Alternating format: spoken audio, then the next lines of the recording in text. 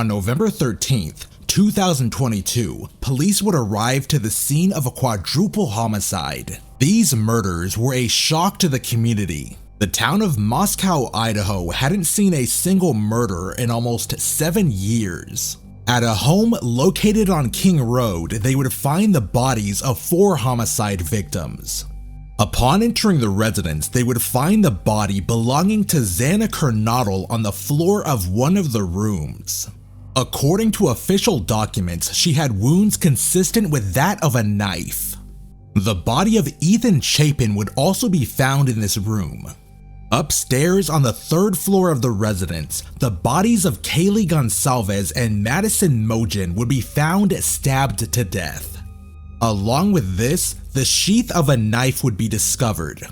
Male DNA would later be found on this evidence. As of the production of this video, the murder weapon still has not been located. 2 roommates living in the residence would soon tell police that on November 12th, Kaylee and Madison were spending time at a local bar. The 2 would be caught on video grabbing food at a place called the Grub Truck. We'll actually do this. Show you your work in the gym because you're still light. Cool. Thank you. Absolutely. How many more do you need? That's the second one? Awesome. Don's mom. Oh wait. Yeah, one more. Maybe Here. I didn't have a food one. It's right here. And then what was the mac? Don't forget to remove the The spoon. carbonara. The carbonara mac of the week. Here, I'll grab it for you. Excellent. And then click see rewards. Enjoy. And it looks like you not quite have enough points yet. Oh, that's okay. That's okay. then you said $10 for you.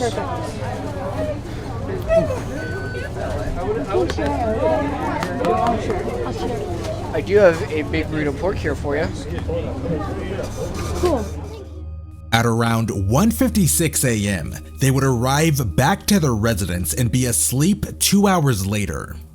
A DoorDash driver would corroborate parts of the story. One of the roommates would report that at 4 a.m. she would hear noises followed by someone saying, "There's someone here." Soon, that same roommate would open her door to hear someone crying.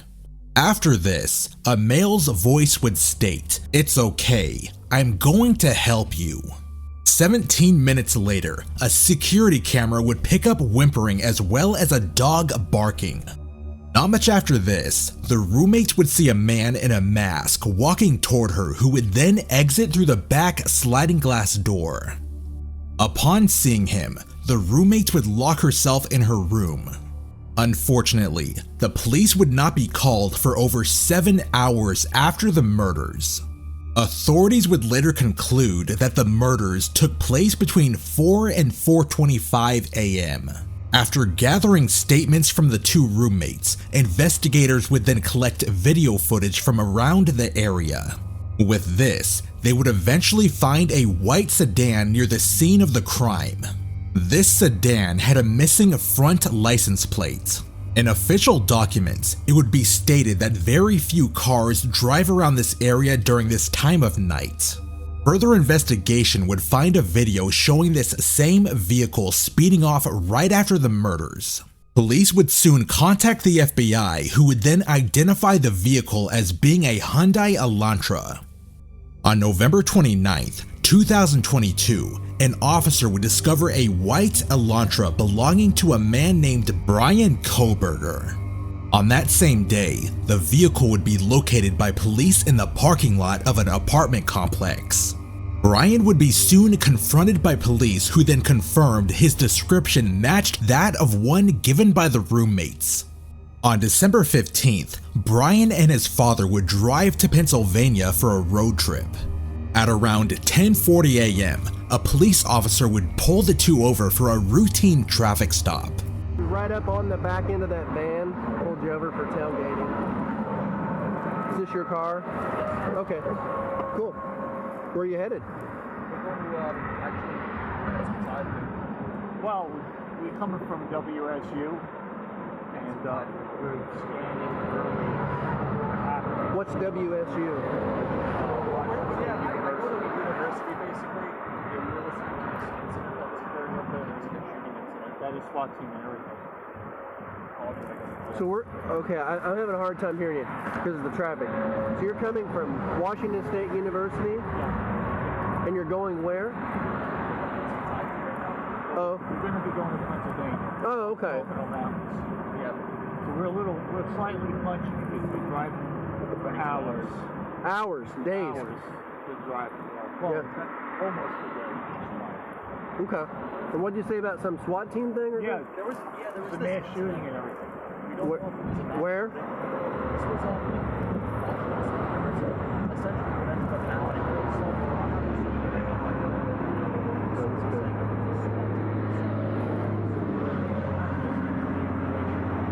Interesting. Well, it's horrifying because he's going to the university, you know what I mean? Mm-hmm. So y'all work at the university there? I actually do work there. Oh. PhD in criminal. Okay.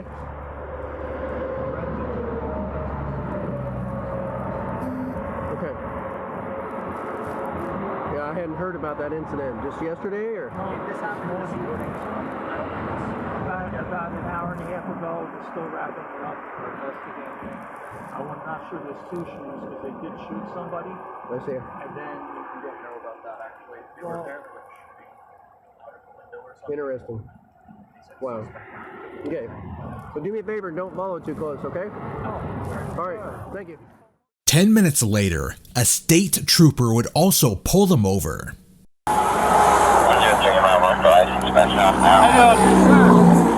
State police got your license and registration. One I stopped you, man, when you're driving by me there, you're a little too close to the back of that semi. About one car between you and the back of this trailer. We're about one car going 10 miles an hour, so we're going 60 or 70 miles an hour. We're about 6 or 7 cars.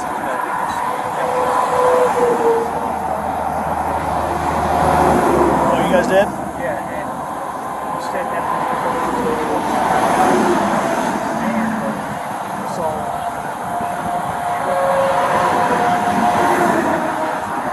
You guys stopped by a trooper?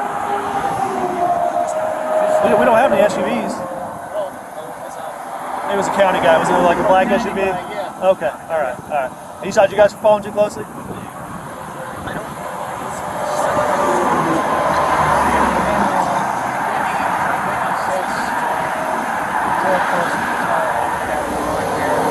Okay. What happened at WSU when my son goes to school shooting? Today?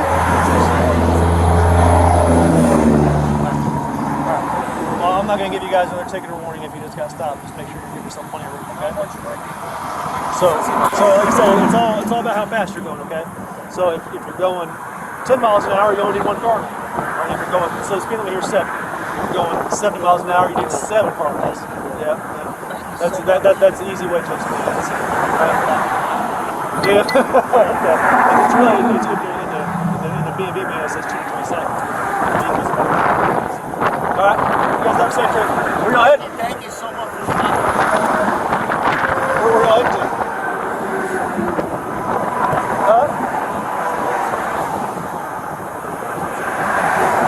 Where at? Yeah. It's a long haul. You guys scared of airplanes?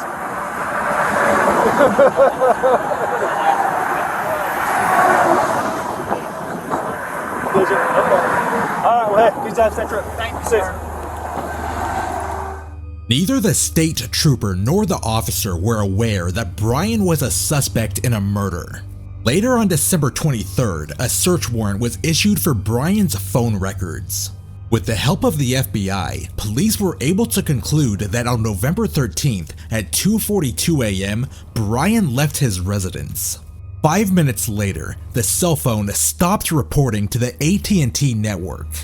This could be because Bryan turned on airplane mode, the cell phone lost power, or because he entered an area which had poor reception. Regardless, at 4:48 a.m., it would regain communication with the network and would show that Bryan was traveling south on State Highway 95. Eventually, he would head north to Washington State. At approximately 5:30 a.m., he would head back to Idaho. 7 hours later, at 12:36 p.m., Bryan would head into a grocery store parking lot. Surveillance footage from the store would show him purchasing items and then leaving at 1:04 p.m. Police would later conclude that the drop in cellular communication was an attempt by Bryan to conceal his location during the murders. 5 days later, he would obtain a new license plate, another attempt to distance himself from the crimes. Furthermore, police investigated whether or not Bryan had previously stalked or made contact with any of the 4 victims. Through his cell phone data, they found he had been around the location of the murders at least 12 times prior to November 13th, 2022. 11 out of 12 of these visitations occurred in the late evenings and early morning hours. On December 27th, police would drive to Bryan's parents' residence and retrieve trash from their garbage bin. From here, they would find that some of this trash contained traces of DNA. This would be sent to the Idaho State Lab where it would be analyzed and found to belong to the father of the individual who left DNA at the scene of the crime. Following this, on December 30th, Bryan would be arrested at his parents' home in Pennsylvania. With around 50 officers on scene, he would eventually be sent back to Idaho. Later, it would be discovered that Bryan was a criminal justice major at Washington State University and worked as a teaching assistant. Ironically, he had attempted to gain an internship at the local police department. In the days following the murders, he would continue to grade papers at his job. A former classmate of his would report that Bryan was always very engaged with the lectures. Despite this, whenever the quadruple homicide was brought up, he would keep quiet. In a strange turn of events, it was found that Dennis Rader, the BTK killer, may have had an influence on Bryan. Despite this, Dennis would deny these claims. With that being said, he would go on to state that Bryan shares some characteristics of serial killers. Not only this, but FBI agents have recently stated that it wouldn't shock them if we eventually found that he killed more people. Former US Attorney General Matt Whitaker has also stated that Bryan was clearly studying the crimes of serial killers. Lastly, in a chilling turn of events, it was found that Bryan had posted a Reddit thread asking criminals about their emotions while committing crimes.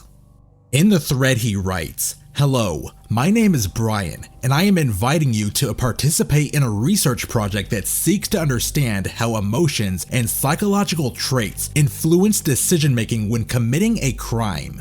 He goes on to link a survey which has now been taken down. Regardless, he now faces 4 counts of first-degree murder. Despite this, he claims he is innocent. As of right now, there is no known motive for the murders. What do you think about this? Do you think Bryan is a serial killer with more undiscovered victims? Or do you think he wasn't a serial killer at all and there is another motive behind the murders? Leave your opinions down below.